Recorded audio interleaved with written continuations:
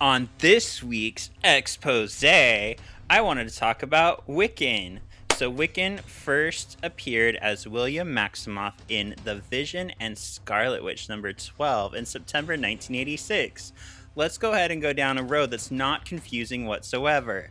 So he was magically he was magically brought into existence by Scarlet Witch, but then Mephisto was kind of like, no, bitch, you can't just make babies. So he took their souls, and somehow the souls got imprinted, I guess is the right way to say it, onto babies in the past, before they were magically conjured, and they got attached to babies. It's still unclear if the soul of the baby was killed and overtaken by Billy Maximoff, or Billy, yes, or if they merged, or if I don't know. I have a theory later, but we'll talk about it during the show. But this baby grew up and realized, hey, I think I'm the child of the Scarlet Witch or something, and then eventually found out that they have powers similar to Scarlet Witch, and that they have a twin brother. Billy first appeared as Guardian in April 2005 in Young Avengers. But then he's kind of made fun of for that name, so then he made an even better name. What's better than the name Wiccan? Kind of a silly name. And even the creator, oh, I forgot to say who created him. The second creator, Alan Heinberg, even said in an interview he wanted to name him the male equivalent of a witch. So he says he didn't fully realize in naming him Wiccan, he was naming him after a religion that Billy's not even a part of. So he kind of regrets naming him Wiccan. And there is a point where Wiccan does kind of start to go by Demiurge. So yeah, kind of all over the place. But we love this character. He is queer. He is with Hulkling.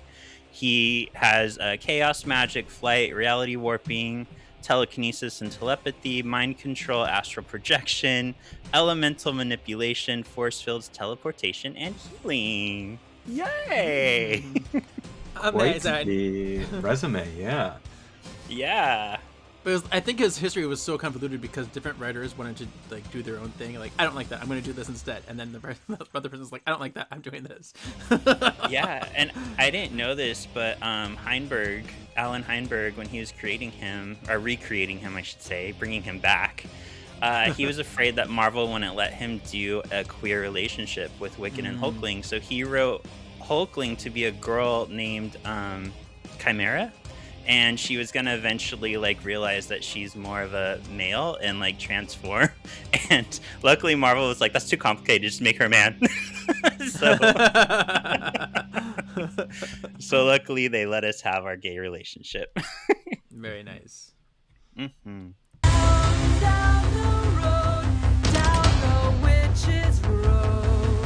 Anybody got a spell? May she be strong and wise, and the best crafted. May she be smart, not annoying. She brings some Advil. I've missed you. I hate you.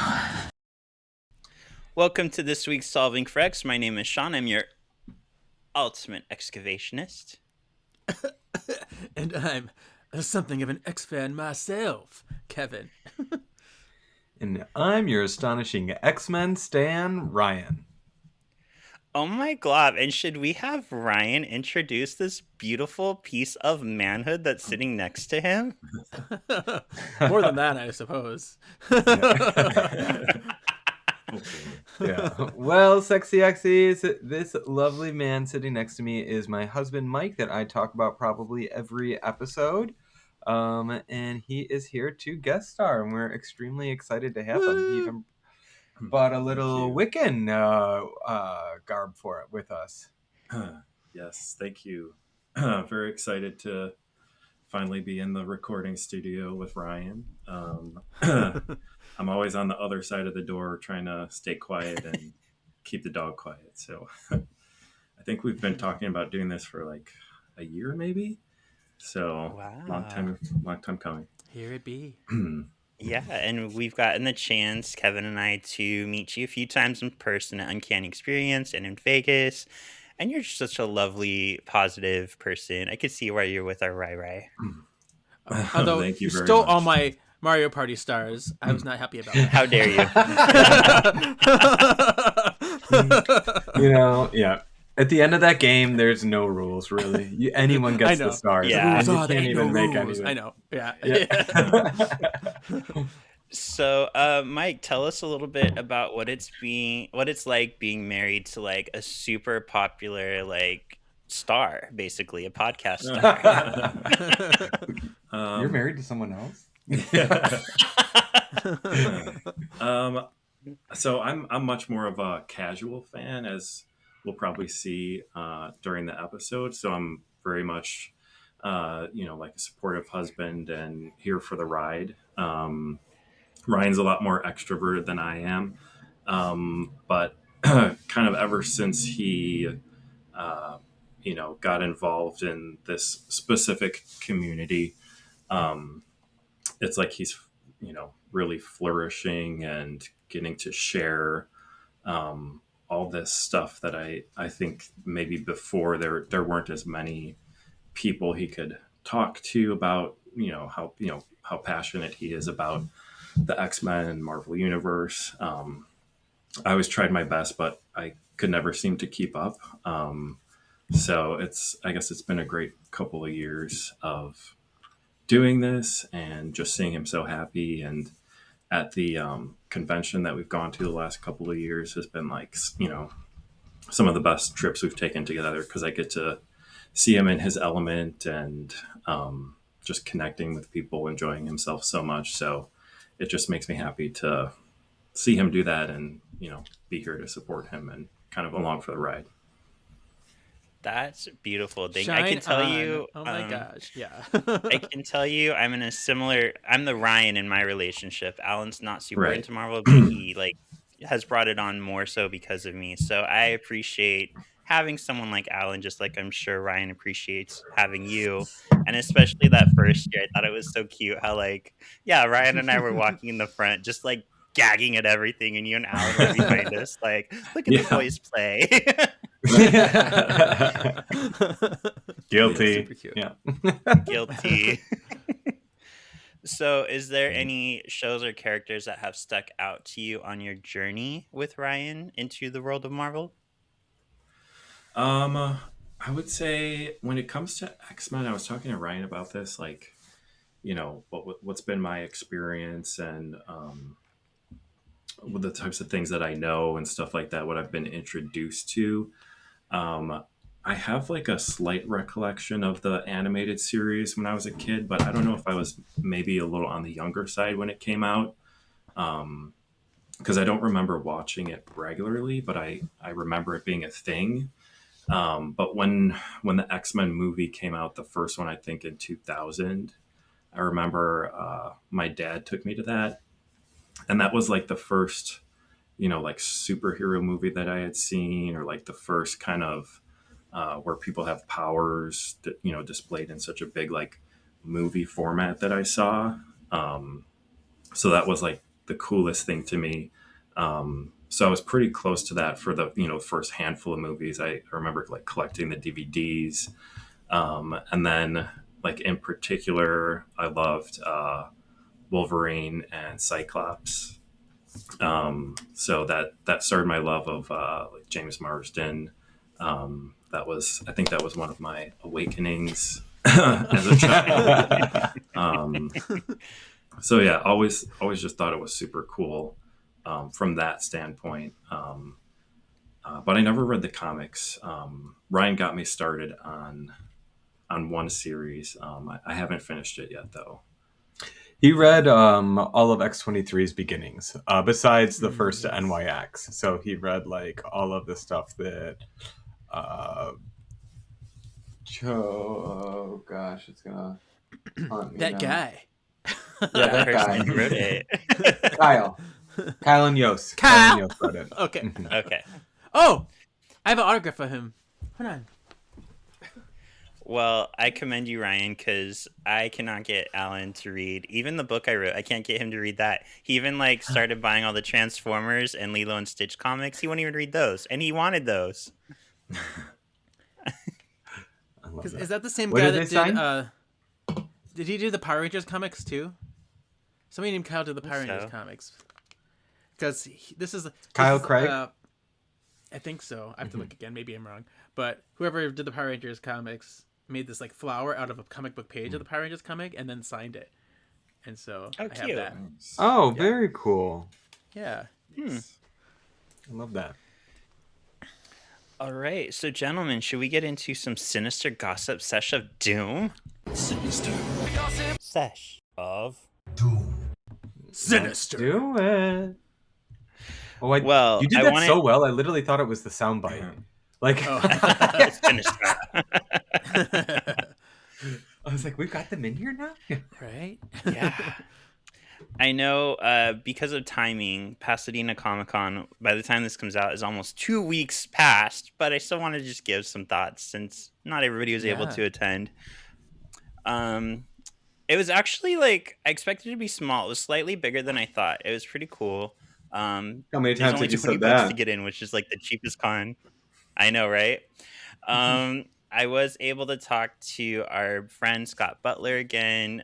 He told me something fun that I don't think he mentioned on the pod. He told me right after he was done with this scene, Catherine Hahn walked in with big old glasses on. She was, wonderful job, wonderful. So I just thought that's funny imagining her with big old glasses. That seems very appropriate. Like, Yes. so her. Yeah. I also thought it was cute. I shared this with my boys, but he asked me, "Is Ryan always the pervy one?"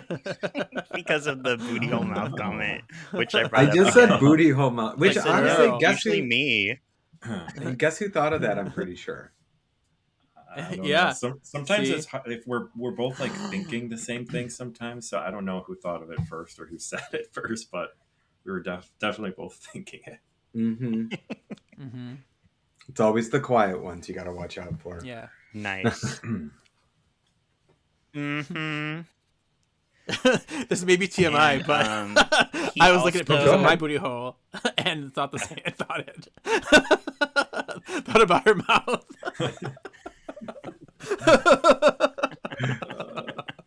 Hey, You know, for the OnlyFans. You know. I was just gonna say, yeah, you got to promote it. Yeah. Mm-hmm. Then I will continue.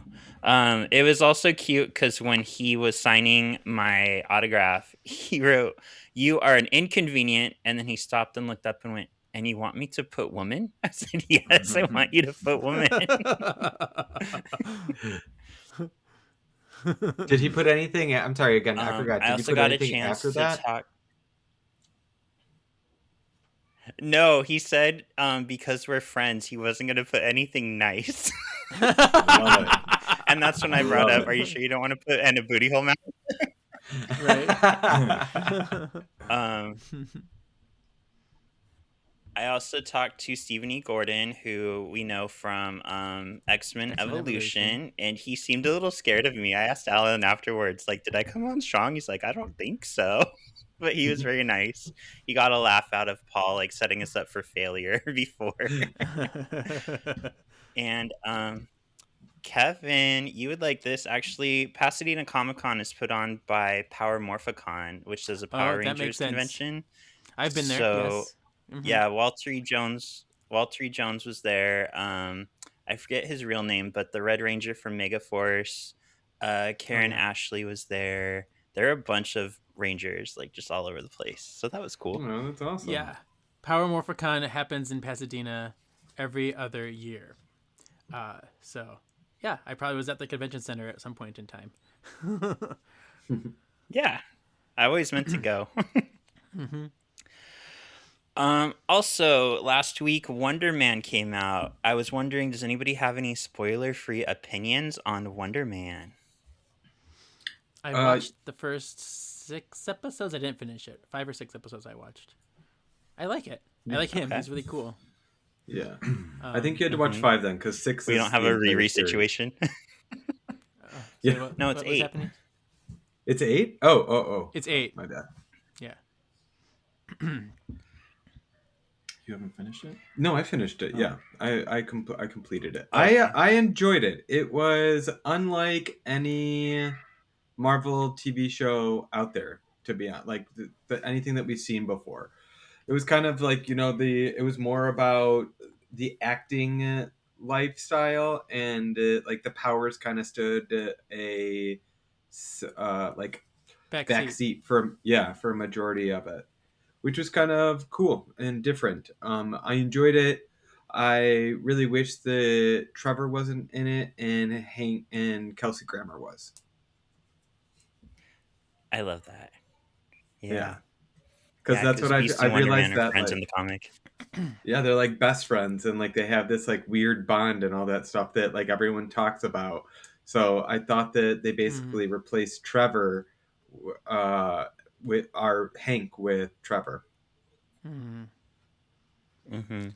It's probably because Yeah. Kelsey Grammer's a big Republican now, which Ew. is terrible. Yeah, he's a Trump supporter and living in England, but of course. Of course. So sorry to spoil him for you. Well, just one or two more movies with him as Beast left, and then we'll get a new one. Right. I mean, because he's Yeah. so good. That's why it's so unfortunate. Like, stop being so good. Yeah. I agree with everything you said, Ryan. My only kind of complaint is like I expected a little bit more than an 8-episode origin story. I wish we got a little more Wonder Man, but I'm excited to see where it goes from here. I thought they did a good job of setting him up. Yeah, there's some really fun things. It is kind of like slow and steady, I would say. Mm-hmm. But it's not bad. I like the characters in it a lot. So. Yeah, better than Riri. Oh yeah, they don't bother me like that. He hates Riri. I do.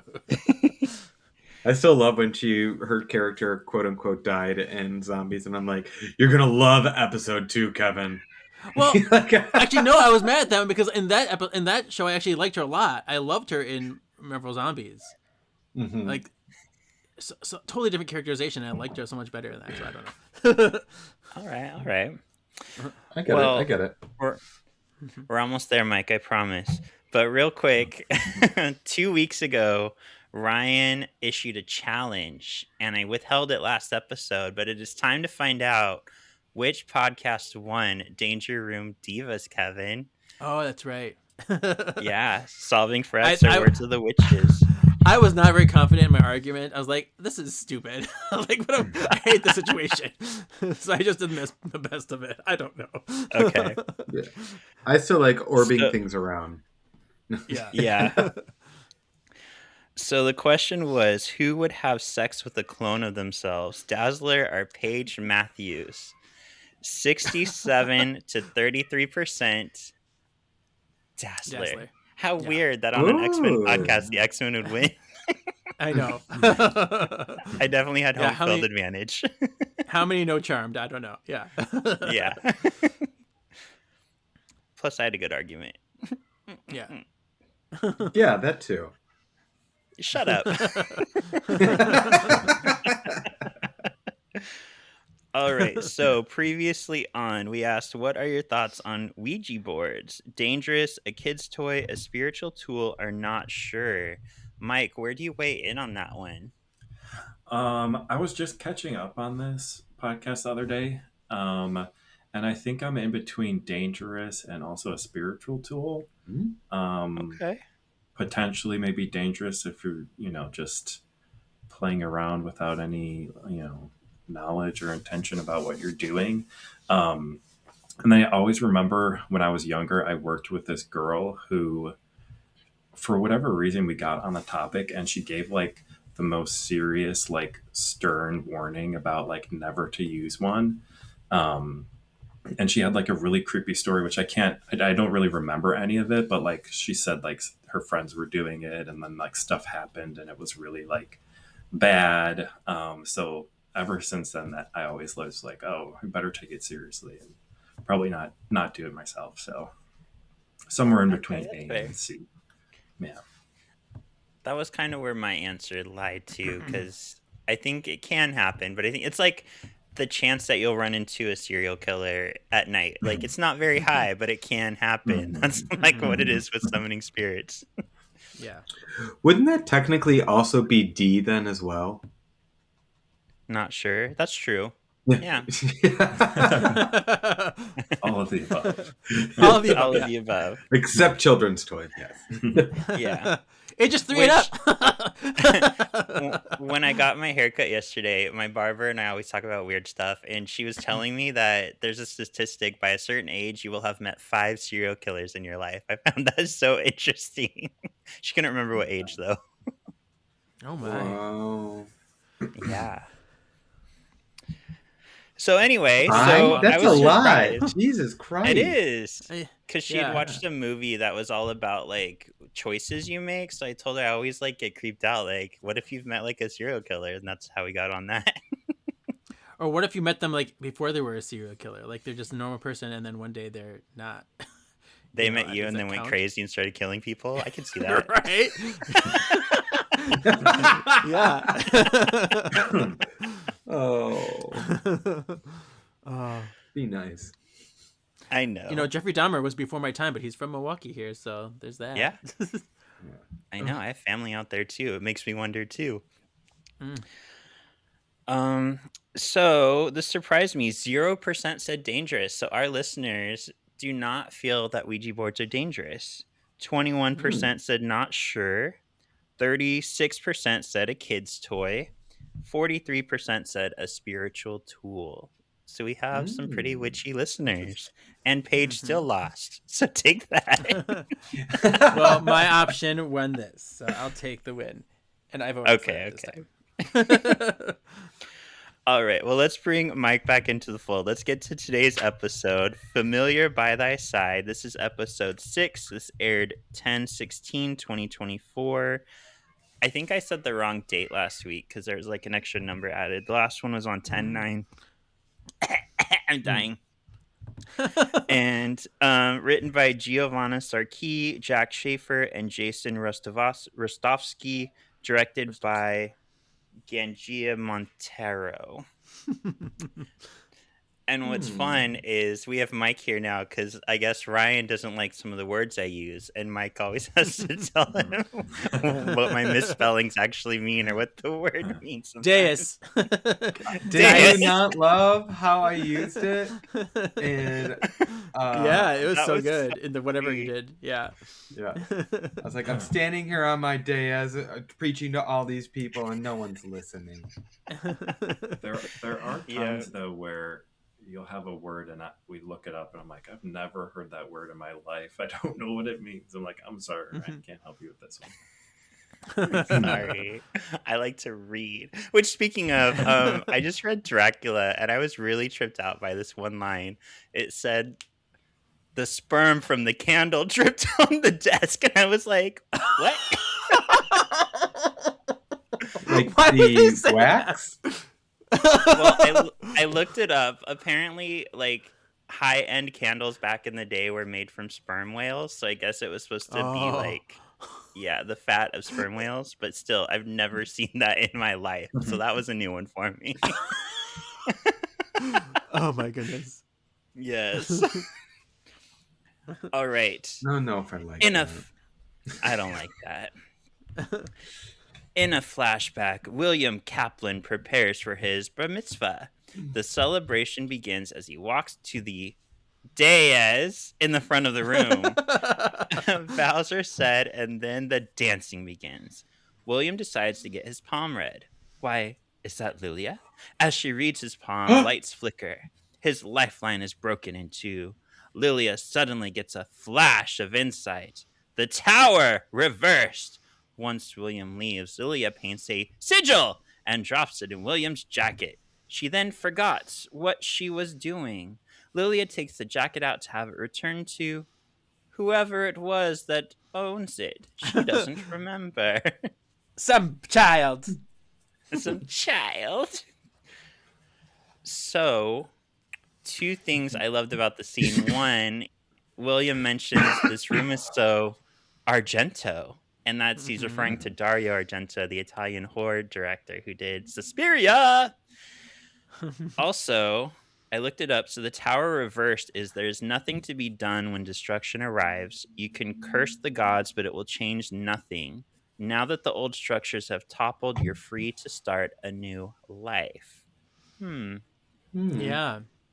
It suggests a significant personal internal transformation and upheaval. So it's usually the struggle against change.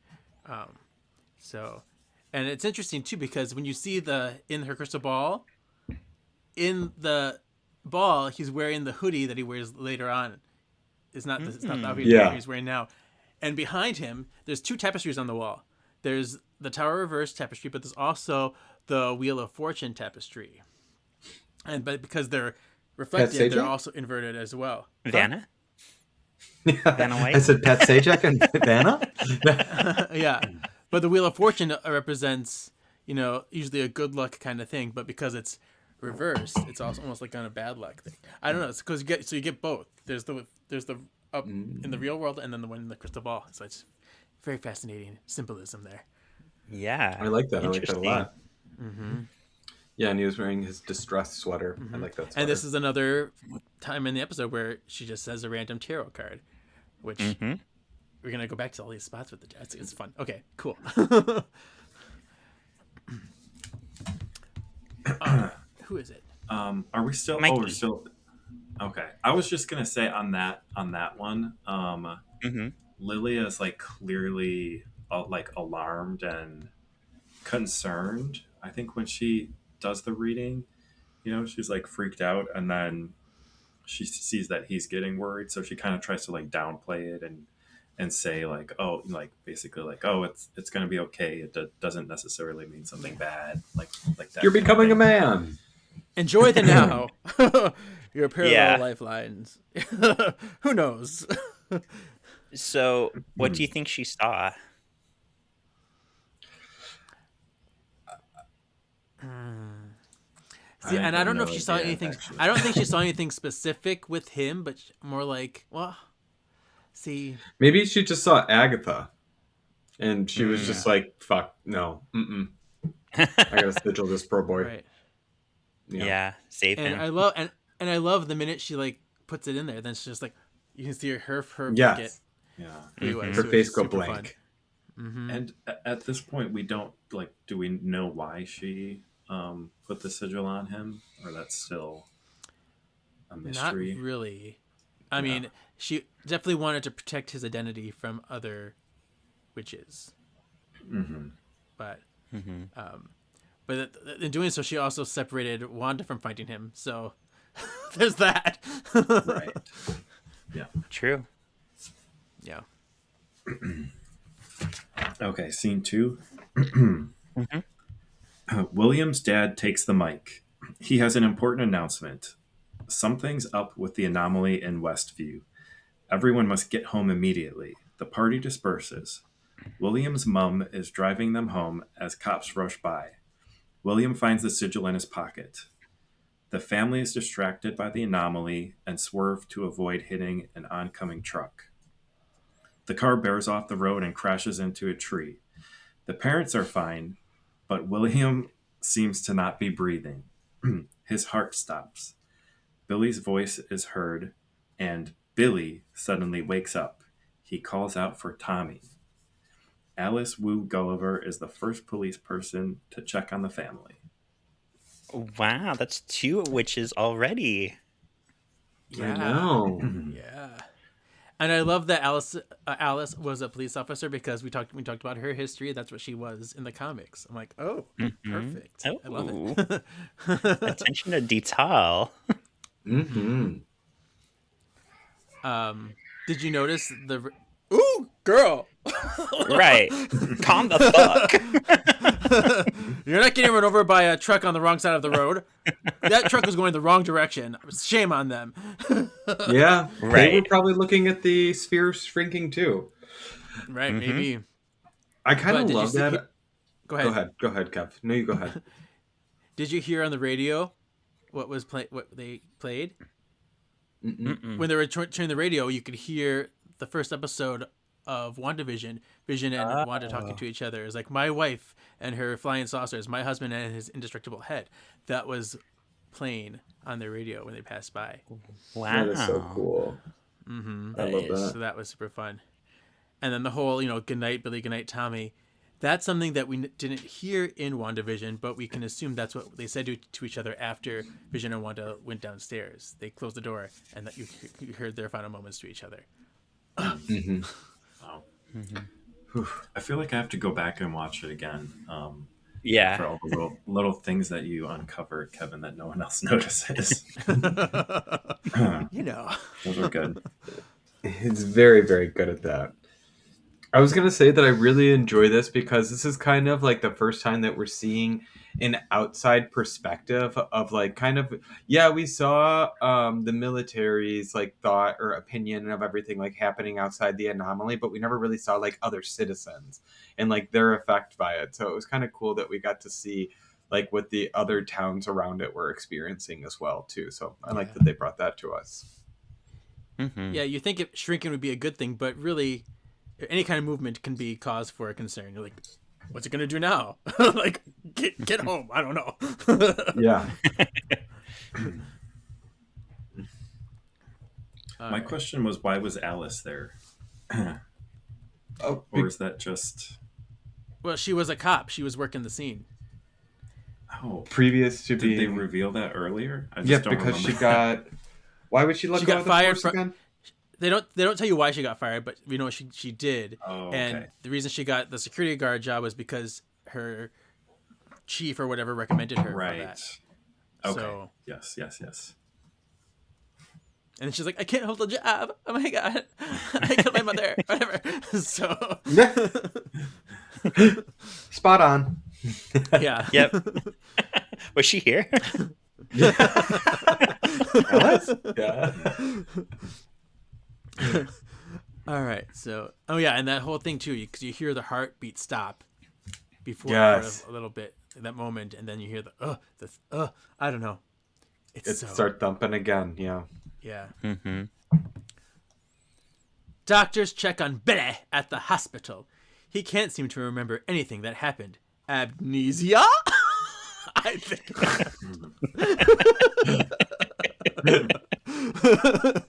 Billy is in the hospital recovering. He keeps the sigil next to him. His parents can't seem to find William in the Billy before them. He can now read their minds. They tell Billy that he can be dispatched tomorrow if he's ready.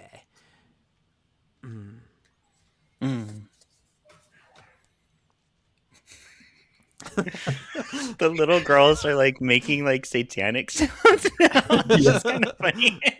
I literally heard that last one. Are they playing with the Ouija board? Oh yeah. Yeah. Are they freeing up? Are they playing with the Ouija board? Yes. It's like that I baby, hope so. like the baby I heard at the funeral that one time, John. Remember? You have a good memory. Uh-huh. So what Kevin's talking about, we were at the funeral for my like great grandfather. I barely knew him, but in the funeral, my sister and I were trying so hard not to die because there's a baby making that sound, and it was so inappropriate to laugh. But the baby was satanic. They can be that way sometimes. They really can. Yeah, Dad was getting so mad. He kept like elbowing us. Like, stop it! Stop. Sorry, continue. Who is it? Ryan. Right? It's me. Yeah. Yeah. Billy and his parents return home. Billy seems lost in his old home. He looks at old pictures of himself and then his own reflection. Greg the dog comes in and barks at Billy. He doesn't seem to recognize him. Billy begins to hear his parents' thoughts. He has trouble processing their stressful thoughts and yells at them to stop worrying. Billy excuses himself to go check out his room, leaving his parents worried as to how he can hear their thoughts. I feel so bad for these parents. Like, yes, So you do got I. your son back, but it's not him. Yeah. Mm-hmm. So, And- do you guys think that I'm done. William was gay? Oh, I was let just me gonna read the think- I was next gonna ask scene. that. Yeah. I have a whole dissertation for you. I looked at his room Okay. way too much. Same. That's where I was like, it was kind of a giveaway. There's so the many next things in scene. these rooms. Yeah. Yeah. Yeah. It actually made me think of an even bigger thought too, based on his room. So yeah, I'm excited to get into this next scene. Let's do it. Billy goes to his room. It's a pretty awesome room with arcade machines and a The Black Cauldron poster. Billy studies William's old room and then once more looks at himself in the mirror. He practices saying he is William Kaplan. So for me, the two things that triggered the gay warning were the Alice in Wonderland poster, but the Wizard of Oz dolls. The Wizard of Oz. What else did you guys notice? There's also this poster, Wizard of Oz poster. It's the W.W. Denslow illustration from the original book. That's really is right between the Black Cauldron and the Alice in Wonderland ones. Okay. I love that. I've had this book since kindergarten. I got it from my teacher. But there's lots of stuff. She knew from in there. kindergarten. She's like, he's going to be gay. Read this. I think I might have stolen it because by that point, Wizard of Oz was my favorite movie since I was 2 years old. I got the 50th anniversary VHS tape then, and it was Anyway, but yeah, there was lots of things. They had the Houdini posters, which is interesting too because he was also a Jew who was interested in magic. I love that. There were these, I forget. There's iconic paintings that were like there's a battle thing and then a wizard painting from something, but it's all represents gluttony, some kind of gluttony thing. So I'm like, what does that mean? I don't know. What else was there? There's lots of stuff that I can't even remember. But then it's interesting too because later, when the years pass, Billy never got rid of any of that stuff. He just added to it. Yeah. So here's my theory. I feel like Billy's soul melded with William's body because the fact that Billy was a young child, he's not acting like a child now that he's in William's body. So it almost makes me wonder if like the brain was still there, but the soul like overtook the body. And that's why, maybe that is why he's gay, because William was, and he has the same brain. It's just now his soul. So now he's gay and likes all the same stuff. If that makes any sense. Well, interested in magic. And at this point too, like for if I Billy, like Wizard of Oz, go ahead. But for Billy, his aging so dramatically isn't a new thing. Like, I'm over this stage now. Okay. True. Yeah. This guy's technically only been alive for 4 years? He's like leap year baby. Yeah.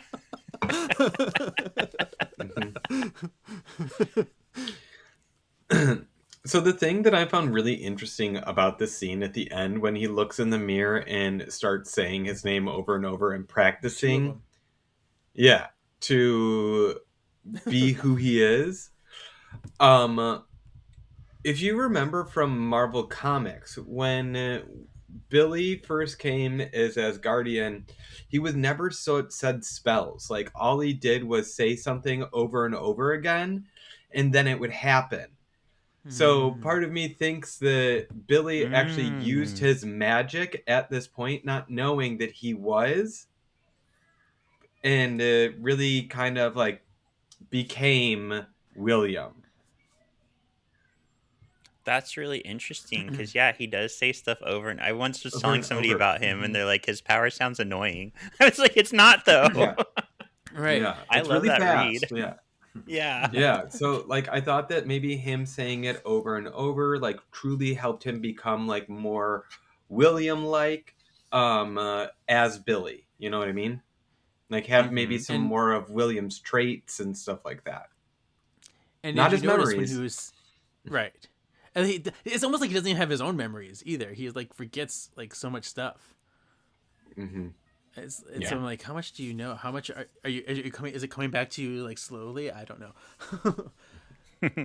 But you notice too when he was saying those over and over, there was two reflections. There was the main mirror, and then there's that little side mirror on the desk. So there's two of him being shown in that shot, which is very fascinating. Muy interesante. Yeah, I was trying to think of other things. There was also a Bedknobs and Broomsticks poster in there in that room. Ooh. I saw that. Yeah. Yep. And a Goonies inspired poster, but it said Goofballs instead, which is super. Oh, did I it? don't know why that. Yeah, it was Goofballs in the style of a Goonies poster. Same Yeah. font and same inspiration. Yeah. I saw it, but I assumed it said the Goonies. I didn't look too close. Yeah. I assumed it said Goonies as well. Yeah. Maybe it was Right. because at this time, weren't they? Isn't Goonies owned by Fox or something? And they didn't have the It's Warner rights Brothers. for it yet? Oh, Warner Brothers. Okay. Well, there you go. That's why Yeah. they couldn't say it. Yeah. There you go. So Okay. that's it. 3 years later, Billy goes out with his boyfriend. The boyfriend. Boyfriend. Am I supposed to read that second part? Yeah, I call him the boyfriend until Okay. they reveal his name. And there are thoughts on that. There is info on that. By the way, tonight is the last 3 episodes of The Boyfriend on Netflix. I will be watching that. I am so excited. Billy goes out with his boyfriend, the boyfriend. They're sitting in the car, and the boyfriend asks about the sigil. Billy hears the boyfriend's thought about wanting to say, I love you. Billy stops the boyfriend and tries to explain his power. He admits that he died the night of the crash and came back different. He feels he's not William Kaplan. He came back as something different. He tells the boyfriend he loves him too, and the two kiss. The boyfriend wonders, if he's not William Kaplan, then who is he? You love me too? Question mark. I didn't say Yeah, anything. question mark. I didn't even say it. This is cute, though. And it was also like cute it. to see young queer love in the MCU. Yeah. Mm-hmm. And this is very similar to a degree of what we get of Billy Kaplan in the comic, of him being born feeling like he's someone else and piecing it together. So they did it in a different way, but I like how it fits in the MCU this way. Yeah, I feel like it makes so much sense, and it's not convoluted like the comics, so we're not too confused. We're like, we can grasp this. Mhm. Whoa. Are you saying the comics get convoluted, Kevin? I know. And retcon each other weekly? No, yeah. Right. All right. Billy takes the boyf to his room and shows him the evidence he has collected. The evidence he has collected to show who he thinks he truly is. Billy shows boyfriend that the car crashed at the same time the anomaly collapsed. The couple go to YouTube to watch a video about the anomaly. They are forced to watch a commercial starring Jennifer Kale. Here's the next Twitch. I love that they all appear in this episode. It's so happy. It's wonderful. Yeah. Billy zooms in to show Boyf that there were runes embedded in the anomaly and that Jennifer Kale's skin is perfection. Yes. Yes. You guys, okay, so I keep forgetting to tell you this, but on the Peloton now, you can put like a hashtag, and my hashtag is solving for X-Men. But the other day I was Pelotoning and I was looking at the girl and I was like, God, her outfit's so ugly. She wears too much makeup. And I was like, yep, you're gay. You're definitely gay. Homosexual. Yes. Did you notice? Right? Did you guys notice anything new that was added to the room in this incarnation? Anything new on the walls? No. Oh my gosh, there's so much stuff. There was an Evanescence album cover, their I first did album. see that. Loved that. There was the Craft poster in there. They had a picture of the poster of the Craft. Love that. There was a Trans Lives Matter sign. Oh. Yes. Yeah. So there's lots of really cool things on the wall.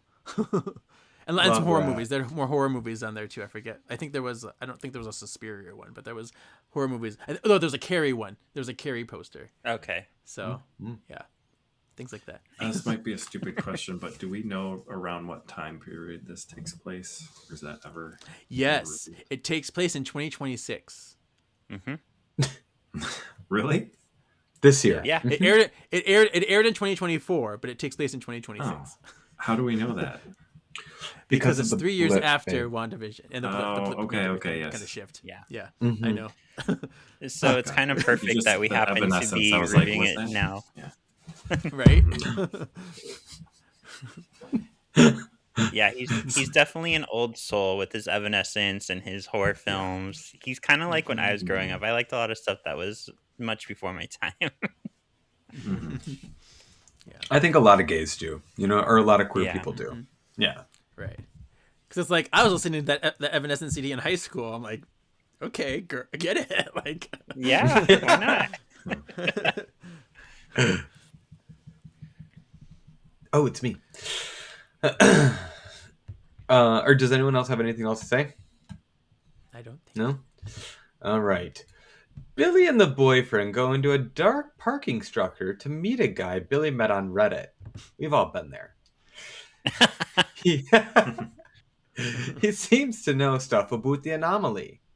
The Reddit dude, Bonerific69, is very discreet Hysterical. in a hat and trench. And it is very discreet in a hat and a trench coat. It's Randall Boner. He checks Billy for a wire. A car starts and they all get down. Billy asks Randall to recall anything he remembers. Randall explains how it felt like being in the anomaly. Billy asks Randall if he has powers. Randall's confused. Billy asks Randall about Agatha Harkness. Randall sprays them both with witch repellent and then leaves. The stuff that this man has, did you guys really look at his outfit and the chicken bones on his hat? Oh, I didn't see that. That's funny. He's Yeah, a conspiracy. He's just so afraid because he's got the cross on his hat. He's got evil eye necklace on. He brought out some weird crocodile thing when he's like he's got all the stuff. Yeah. And more. Yeah. Yeah. Well, if you'd been through what he's been through, wouldn't you be the same? Yeah, I guess. Yeah. Also, all right, so since Ralph/Randall Boner has Where does been Randall in- come from? I didn't get the Randall part. I think That's what because he she was tells him like, his "That's name my is." husband, Ralph." And I took it as Ralph Boner was, or no, because Ralph Boner actually was a character, right? Oh, yeah, because Ralph when was the they looked character. it up. Randall's his real name. Yes. Yeah, it's Randall Boner, and then Ralph is Yeah. Agnes's husband. Yeah. There we go. Oh, Yeah. that's what it is.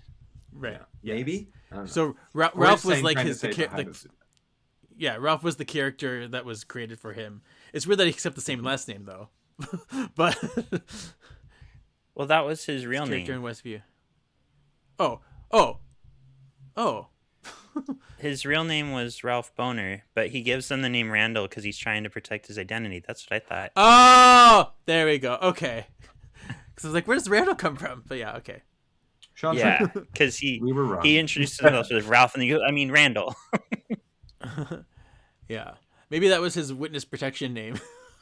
Yeah. Yeah. But you guys but think that Ralph will show up in Vision Quest? Yes. I hope he does. That'd be funny. I think it'll be fun to see how our friend's doing. Yeah. And he's Me this too. successful millionaire or something now. Yeah. He's playing Quicksilver in a movie. Right. Yeah. And it's interesting too because he said he poisoned Sparky, but then Agatha said that she killed him. She killed him. But yeah, but maybe you can count it if she killed him if she made him poison the dog. So it could be both Yeah. of them if she technically was puppeted him. So I can see both. Yeah. yeah, That makes sense. yeah.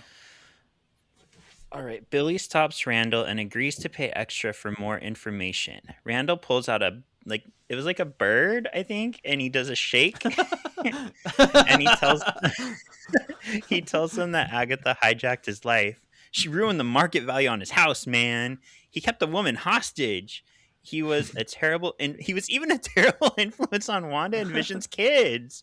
He even poisoned a dog. Aw, Sparky. There it is. Okay. Billy perks up at hearing about Wanda's kids. Randall tells them they were twins, Billy and Tommy. Billy asks what happened to them. Randall says Vision was apparently sold for parts, which isn't true, and he thinks the twins got sucked up with the bubble. Randall reveals that Agatha is still in Westview playing out her character Agnes. He warns them not to pursue things further, though. You better not. Here's some info, but don't go looking. She's got my DVD collection. My Blu-ray collection. Get my Blu-ray. Blu-ray. That makes it even more serious. It's Blu-rays. Yeah. She's like, dang, you know how expensive those were?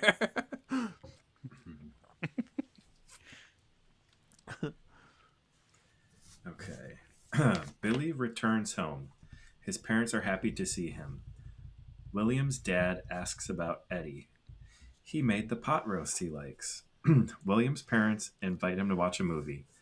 Billy goes up to his room to do homework. In his room, he finds a copy of Lorna Woo's The Ballad of the Witch's Road. As he plays it, he starts a journal to help figure out what happened to Wanda, Vision, Billy, and Tommy. He plays with the sigil as he works. His next step is to find anything he can on Agatha Harkness.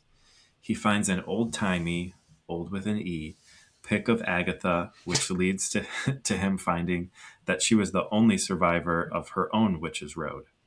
He silently vows to walk the road to find Tommy.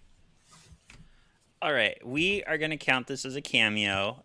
Come out, wherever you are. Don't worry about us, Dingo. We'll make sure we can. Cameo. And here's why. Because this is his boyfriend, Eddie, who has blonde, curly hair. This drove me crazy because I'm like, he looks just like Hulkling. Well, the reason for that... Eddie. Yeah.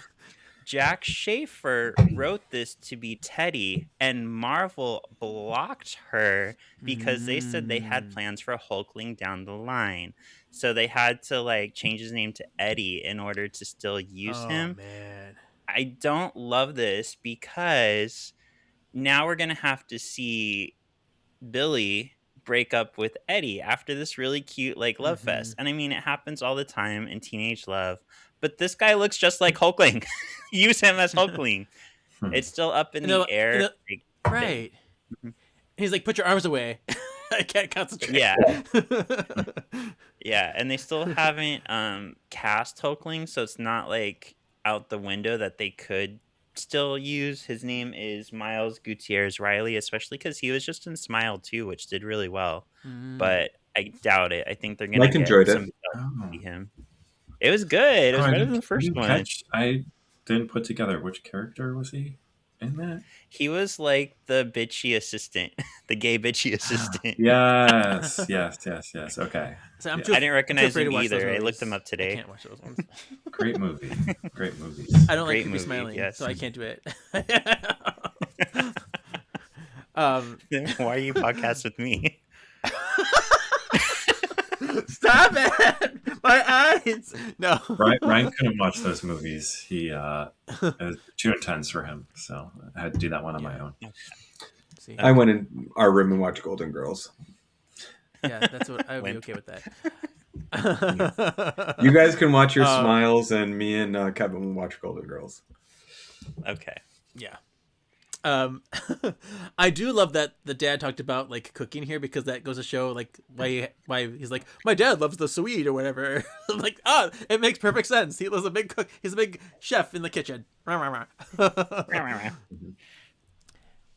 did you catch any of these internet searches? I have so many of these internet search screenshots.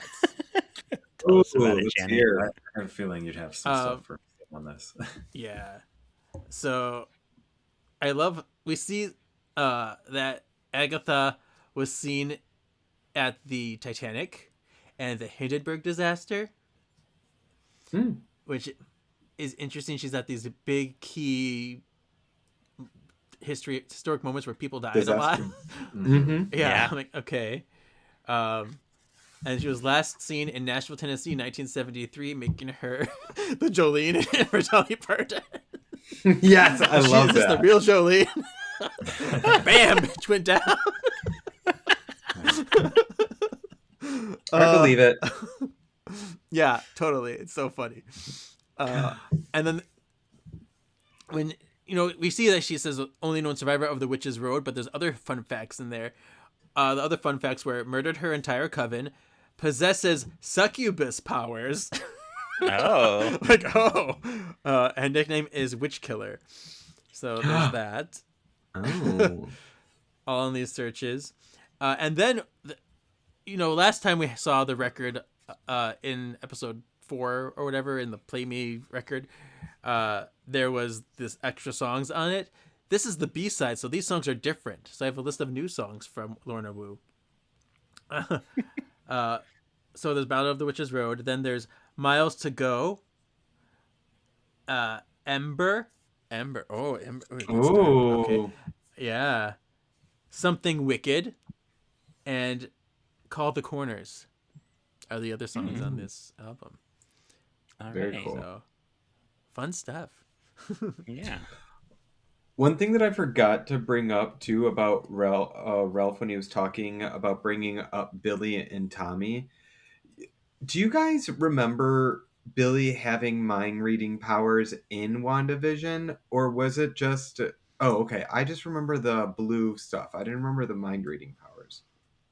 Well, because maybe he tells Agatha, he's like, I can't. It's quiet here. You're empty. He can't hear her thoughts. Oh yes. It doesn't happen a lot, but yes. I forgot. Mm-hmm. Okay, carry on. What scene is it? Kevin, 11. It rhymes. Ooh. Oh, I'm just thinking Billy. There's other things in his room that are telling too, because they appeared in other episodes. Like those paper triangles, they were in the cabin in the woods thing. There was a Fleetwood Mac poster, which was in the 70s trial. So there's all these things, the Eastview thing, all these things in those rooms that ended up appearing in some of these episodes. Like the light. There's a whole light, which is in the trial 1. The same kind of glowy light, moonlight. I just seen all this fun stuff. Okay, anyway. So I'll finish reading now. Billy travels into Westview. He is on the hunt for Agatha. He pulls up outside her house and reads the release spell. Oh, I have a funny thing to say about that too after this. He gets a message from Eddie. Oh, and notice this message from Eddie. It says something about like, you're my black heart, which makes you wonder if the black heart on the list wasn't Rio. It might have been him. Oh. Wouldn't that have been something? Yeah. Because Rio isn't really, she's more of like kind of tagging along. She doesn't feel like she's really part of it. So it makes more sense that it would have been him. And she's like, no, can't tell you. When he used Blackheart, all I thought of was Gilly, because I know that Gilly always Blackheart stuff that we'd say to him. So that's all. Yeah, I was that's like, true. Is Eddie Hi, Gilly? Gilly. Yeah, right. But it also would make sense too, because she wouldn't have been able to put his name. So she'd have to put a Blackheart. Yeah, because she doesn't. I mean, she would, you know. Yeah. God, you're so smart, Kevin. Yeah. I want to be you when I grow up. It's fun. It's fun just breaking down the analyticals. So, but he gets the message from Eddie, then he exits his car to break into Agnes's home. He peeks on her through a window. And this is the same scene that the Rio scene from episode 1. But we don't see Rio here, which makes me wonder, like, I don't know. Is this on purpose? I don't know. Then climbs up to the attic and breaks in. He is searching for something personal of hers, like a brooch. I like a brooch, a brooch, but I like to say brooch because the O's. Billy knocks over a lamp and Agnes chases him. Hey! The chase takes them out to the roof. They both fall off of it. The lamest chase ever ensues.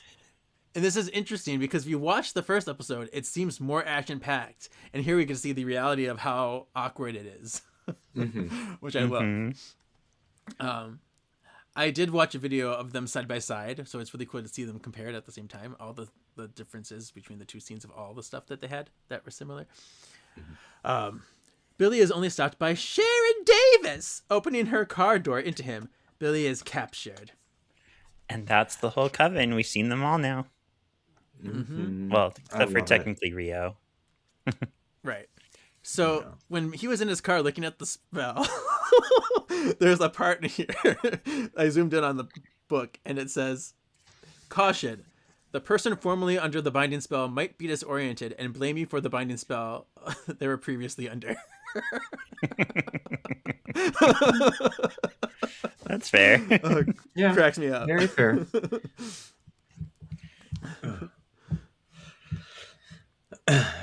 Agnes ties up Billy in her home. Agnes seen in a boner family reunion shirt, gets her gun, which is a hose attachment, and sits down to interrogate Billy. Billy tells Agnes he came here with a goal to release her from the spell. He asks for a glass of water. Agnes kicks him, threatens to not poke the bear. Then asks him what he's after. Billy tells her he wants the witch's road. Agnes struggles with clicking her pen on. Agnes demands who Dead Wanda is. Billy tells her they're pictures of flowers. Agnes is confused by her surroundings. Billy begins the release spell. Agnes tapes his mouth and shuts him in the closet. If you notice, in the closet, there's also the Blu-ray collection. The Blu-ray collection. Yes. Also, there's the Blu-ray collection in there, but there's also the guitar he was playing while he was with Monica. The guitar is there too. Yeah. That's funny. Yeah. But closes him in the closet, and the brooch falls from his grip. This was so funny. This was great. This was so fun. Yeah, I want to watch them together now because that's amazing. Yeah, so good. Yeah. And because the things he was saying in the first episode are not the things he's saying now. So like she was imagining him saying completely different things. Like, click, click, click, click, click. And he's like, you don't want to poke. He's like, I really don't want to poke the bear. I really don't. And you can tell they're trying not to break there. Yeah. Oh, so good. We get a montage, because even Rocky had a montage, of Agatha reemerging and agreeing to help Billy travel the witch's road. We see Billy say he is William Kaplan, but without the sigil, so we can hear it. Agatha demands for him to repeat himself. He tells her he is Billy Maximoff. Boom! Reveal time. It's official. And both names were blocked. Cameo. Cameo. Both names are what? Yeah. Both names are what? Blocked from the sigil. Oh, okay. Yes. He wasn't able to say Billy Kaplan or Billy Maximoff. Right. Yes. Or William Kaplan. Sorry. Okay.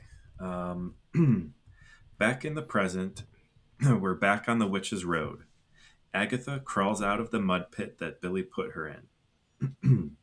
Billy is fidgeting with the sigil a little ways away. He breaks it now that his identity is revealed. Agatha approaches him and congratulates him on his debut. Billy asks her when she figured out who he is. Agatha tells him she suspected but wasn't sure till he used his power. Agatha mourns Lilia and Jen, but she's killed a bunch too, so she doesn't judge him. Agatha asks where Billy found his new body. He doesn't want to talk about it. She tells him to revel in the fact that he survived. He found an opportunity and exploited it to live. That's what makes him a witch. Mike, if you're not going to read the lines as they are stated here, then you can't sit with us. It's a boot, not a bout. I wasn't sure if that was supposed to be pronounced or if I had the choice. I mean, Ryan said I could ignore it. So yeah, I was like, you can ignore it. He said it once already. I was like, if you say it once, you're good. It's going to make me laugh and throw me off. So.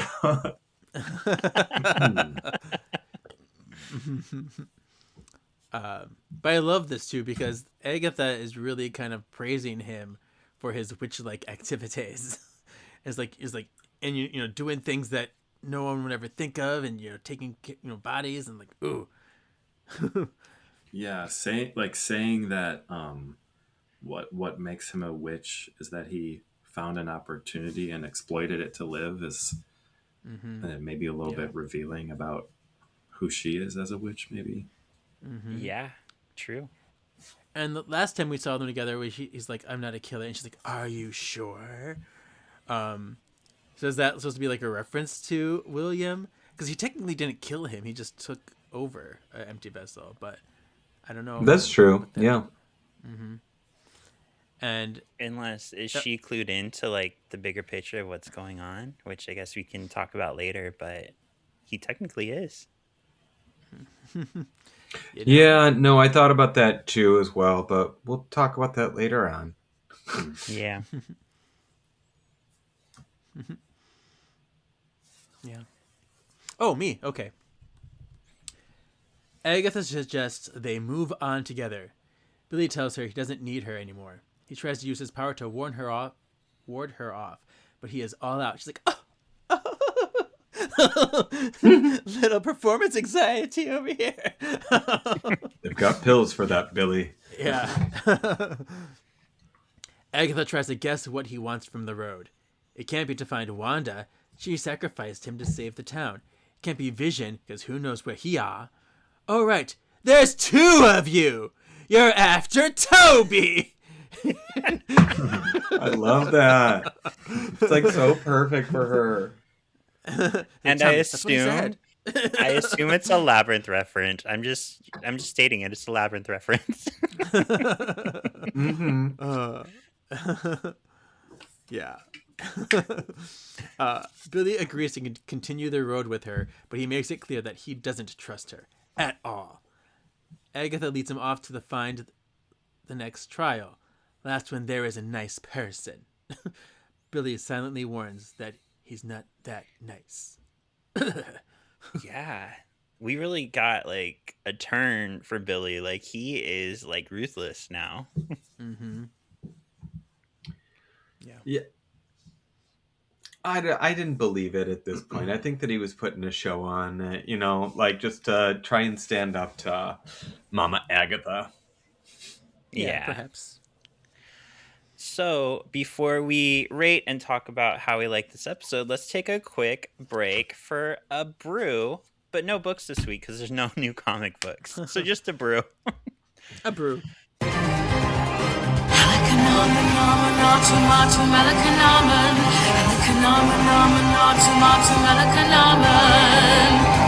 Witch's Brew on Amazon.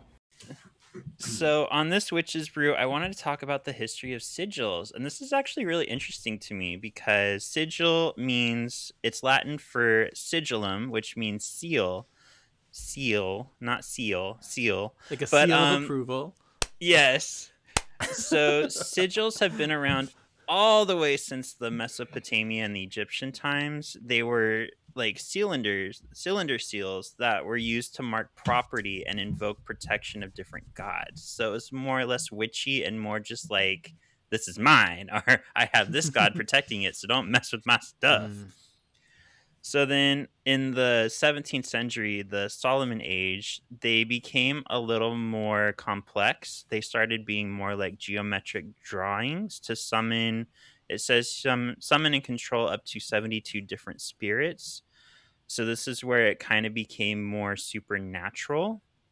And then in the medieval and Renaissance era, they were more like magical squares. So it was used more like mathematically. And then eventually, and I love this one, when we get over to the 20th century, I've never heard of this. Maybe, Kevin, you have. But I guess there's a practice. You can make your own sigils. So if, let's say you want fortune, what you do is you take out all the vowels and you take out any repeating letters. And then you mush all the letters into one. And that's your sigil. So you would just use it as like a kind of a guide. And the best way for a sigil is once you have it, the more you forget what the sigil was used for, the more it's supposed to become more powerful and grant you what you desire. So fun. So fun. So I kind of want to like try that now. But also, this was really interesting. So you take out all the vowels of the name? Yeah, so if I want a new job, let's say, and this one would be really basic because it's 3 letters, but I would take out the O, I would put the J over the B, and then that would become the sigil.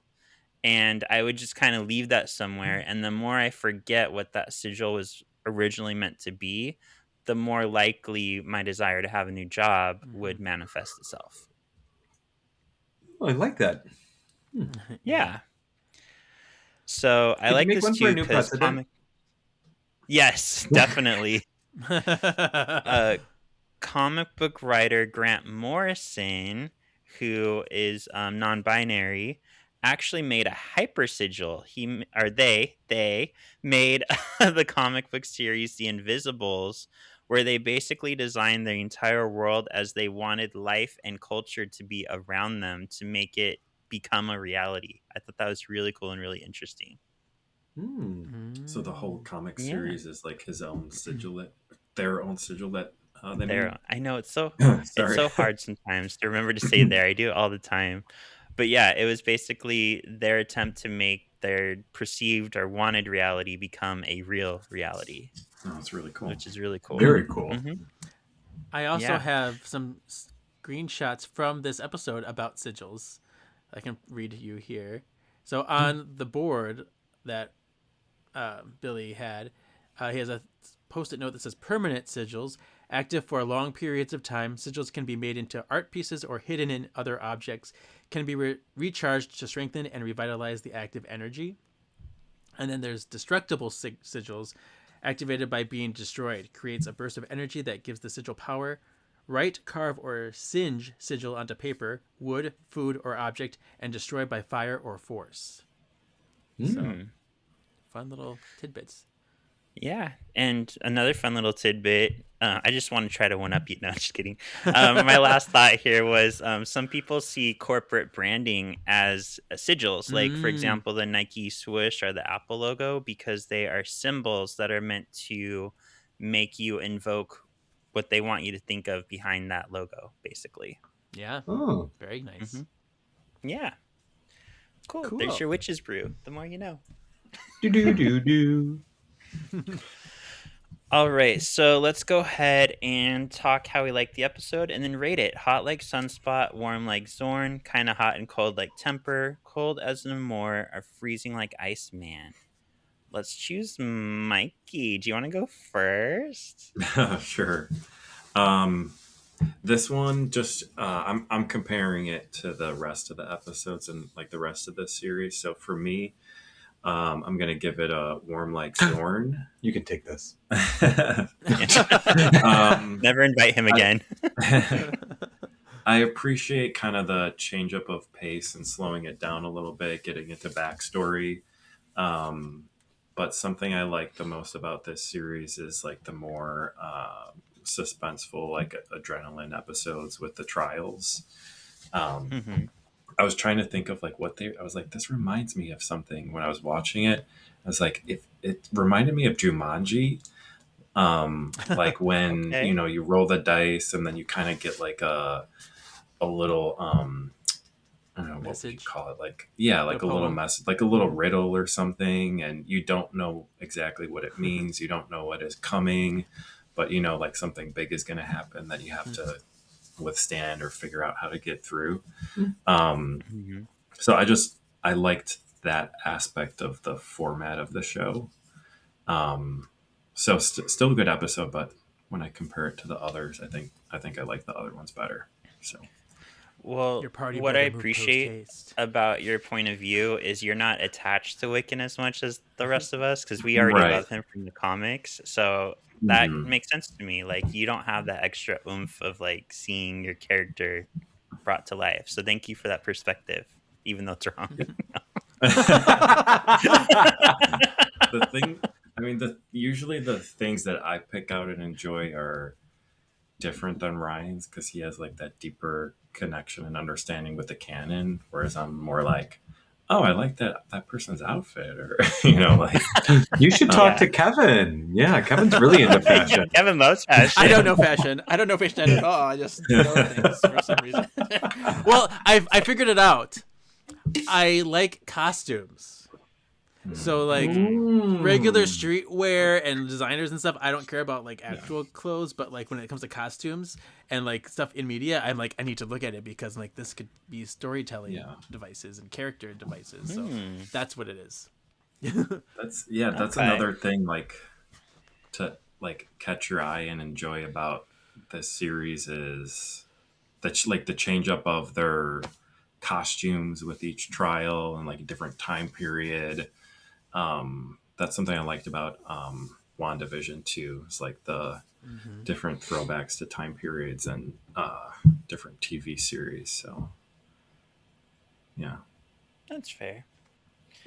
Well, I for one gave this Hot Like Sunspot because Wiccan's been a favorite character for years for me. So this was amazing. I was like, thank you, Marvel, for not messing up my character. Thank you for doing him justice.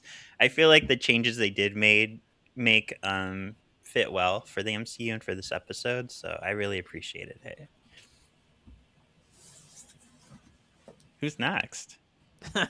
Next. Go ahead, Kev. Sure. Yeah, this came in a time because we needed to know like the Wiccan backstory, and so it was a very appropriate time to have this episode, and it did definitely break up the momentum of the action and everything like that. But it also is very telling, and it's cool to get the journey of what led them here, and it's going back to some of that humor from that original episode, which I love, kind of seeing that from the other perspective. It was a fun time. It was a good time, and yeah, you're right. Seeing Wiccan in his glory here and his origin story is just wonderful. So yeah, Hot Like Sunspot. Yeah. I'm gonna say Hot Like Sunspot as well. This episode really reminded me of the episode from WandaVision where we got to find out kind of like what happened during the blip for some of the characters that went through that, and kind of like how everyone wound up where they were for WandaVision. And I feel like that kind of exactly told. I mean, in here we met all the Coven, previously. We got a little backstory of all of them too. Yeah, just a little so bit. Not only just Billy as well. So, and also, heck, we found a lot more about Agatha. She was on the Titanic, stuff like that. True. Yeah. Yeah. So, Hot Like Sunspot, even though my husband's wrong. Nice. Although I love the actor that played his dad, because I'm like, I know him. He's from Bedazzled. I watched Bedazzled so many times. I'm like, that guy is in Bedazzled. Wow. I love that. I didn't notice it the Bedazzled first time I is a watched it, good and I'm one. like, I know that. Yeah. Yeah. Does anyone have an X factor they want to share? Favorite moment or thing that connects it to the greater Marvel universe? For me, I'm going to manifest this. Go ahead. Mine is the introduction of Hulkling, because they're going to use him as Hulkling. So I'm manifesting this. They're going to make this right. Go ahead. I'm gonna say Billy looking in the mirror and saying his name and kind of becoming more like him, kind of like using a spell like how he did in the comics for the first time. Yes. I love that you picked up on that. I didn't even think about that. That's so fun. I don't know. There's so many things that I could say. I'm gonna say the pop culture moments that's everywhere in his room. So many things to look at. Love it. Love it. All right. Anything else? Oh, I don't know if I have something that connects it back to the Marvel universe, but just some of my favorite things that like Kevin kind of mentioned is just Agatha's humor. Like this character is like has these such funny moments, and I think Catherine Hahn does an incredible job with it. So I love the kick. Toby. Yes. So he's like, I was hoping we could do this without violence. Yeah, because in the first episode, she like kicks him square off the chair. He's like, "We'll fly." He's like, "Ow!"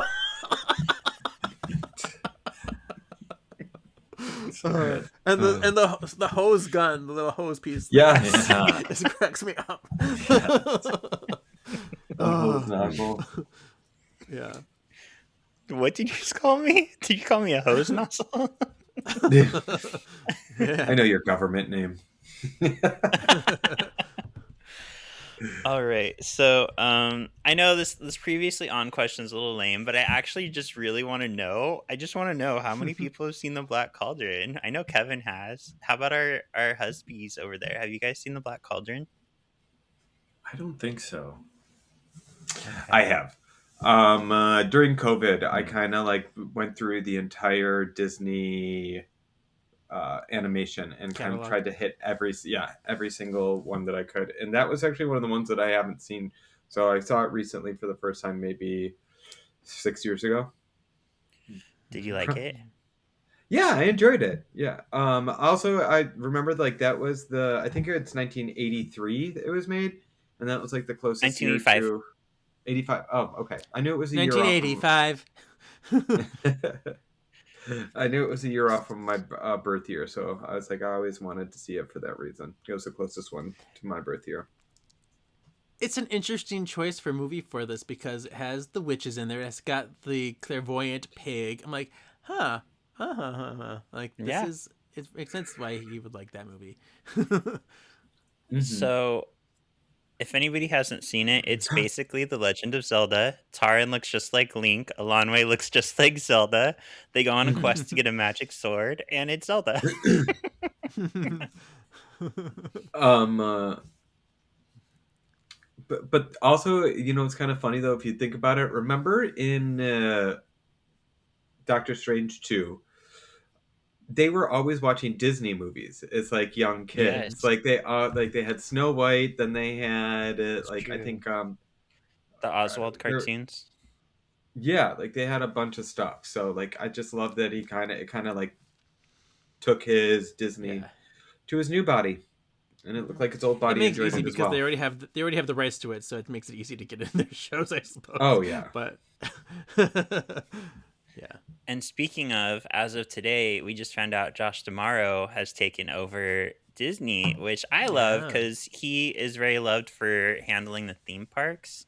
So I'm hoping that now that he's in charge, we get a little justice for the theme parks. right. Love it. Mm-hmm. All right, so let's go over to our results from last week's Danger Room Divas. Oh, I So don't we think they were in had my favor. you had a hard one. So it was Yeah. Scott Butler was representing Sinister. You were representing Jinx Monsoon. Who would be a bigger Karen? You guys, this is a hysterical number. 69% to 31%. Mr. Sinister wins. So Scott won. So point to our guests. Honestly, I'm happy with my 31%. That's more than I thought I was going to get. Yeah. Yeah.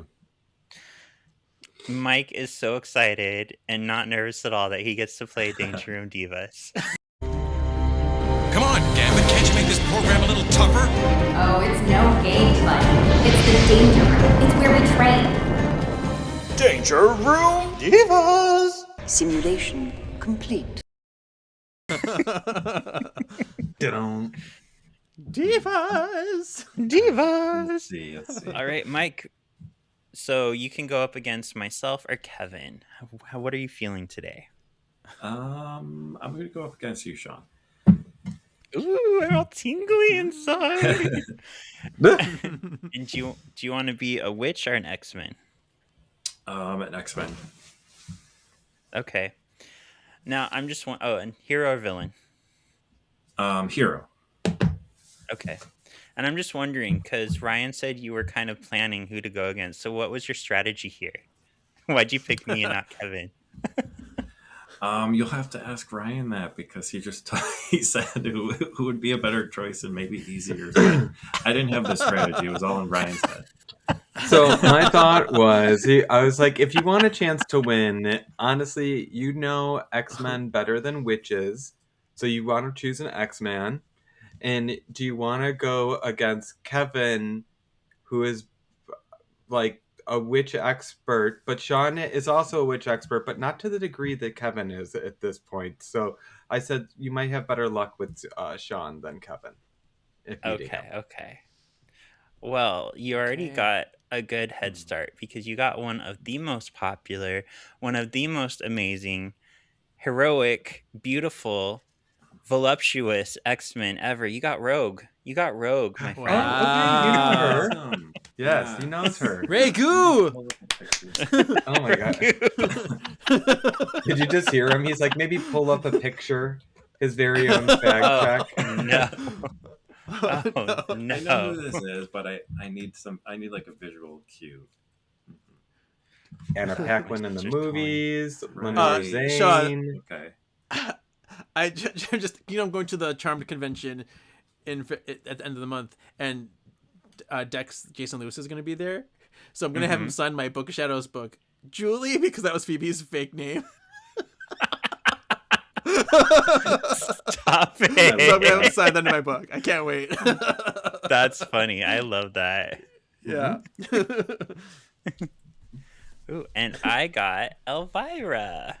So we have Elvira. we have a big boob girl against a big boob girl. Bosom buddies over here. I can't wait.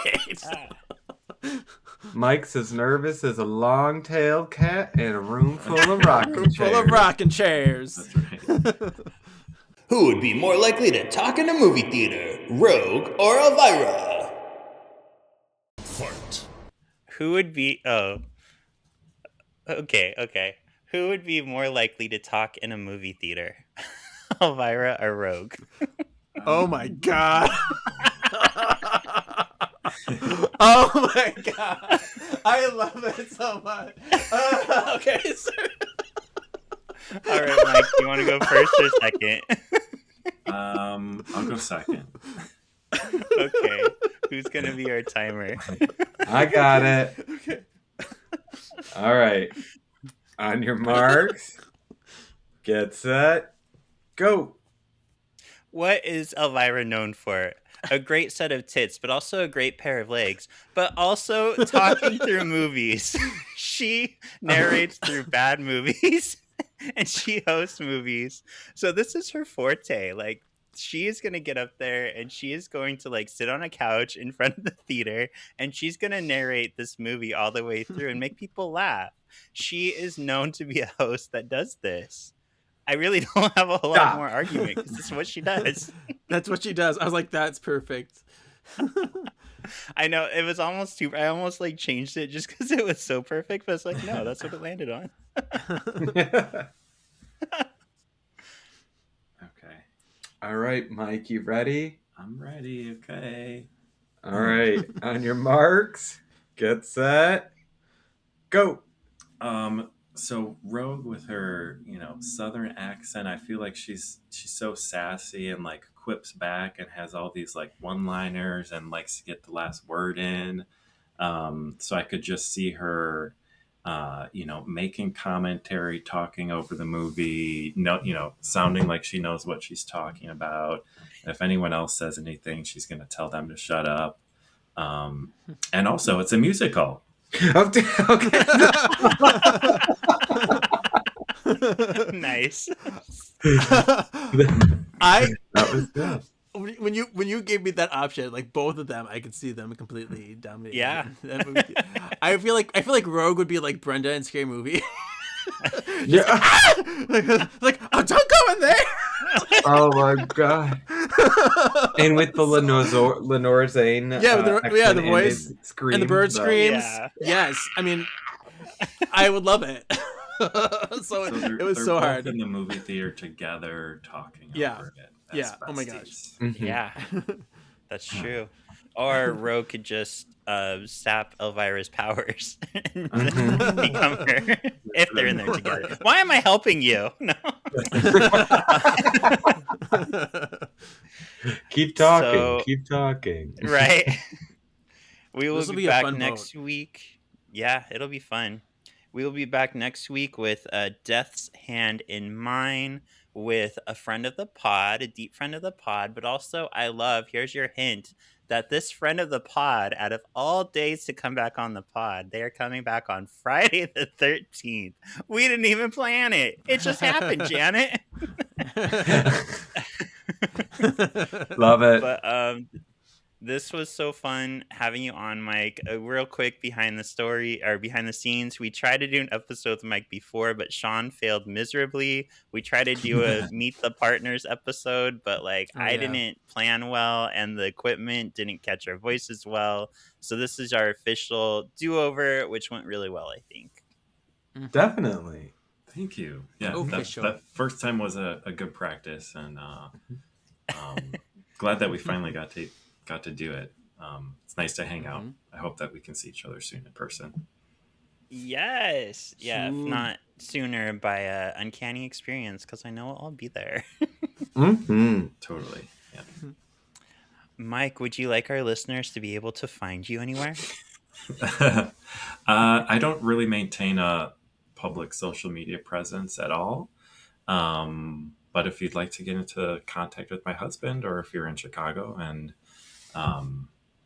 would like to hang out, you can slide into my husband's DMs. You heard it here, folks. You heard it here. So you guys are open. Not that way, but open to hang out with other cool people in the community. So you agree? You're really pretty. He is. Yeah, he is. All right, Ryan, as you are dressed today, Smee, where can the people find you? I did not even think of that. Totally am. Oh my god. All right. Well, you guys can find me and my Smee cosplay on Instagram at RYEORIO. Also, feel free to slip into my DMs per my husband. And how about you, Kev? Yeah. You can find me on my personal Instagram, KJEEZY87, where I have full collaboration status again. Yay! Huzzah! And huzzah! And then you can follow the other podcast we do, Words of the Witches, about the charmed things publishings. Ta-da! And you can link to our podcast on solvingforxmen.com. I just got us on Upscrolled, but I need to remember to actually post things on Solving for X-Men on there as well. You can find me on Shawnee Havoc, mainly on Instagram now. Just Instagram, no more TikTok, because hate TikTok. Hate. Thank you for listening. Double we'll hate. See you next week. Bye, guys. Bye. Bye.